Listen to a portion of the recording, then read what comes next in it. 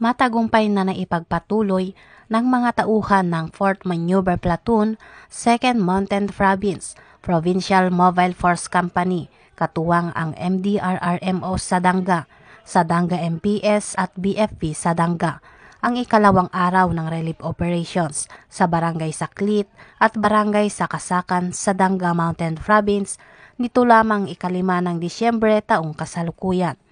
Patuloy na namahagi ang pinagsanib na puwersa ng mga pangunahing relief goods para sa mga pamilyang apektado upang matiyak na naipaparating ang tulong sa mga nangangailangan sa maagap at maayos na paraan.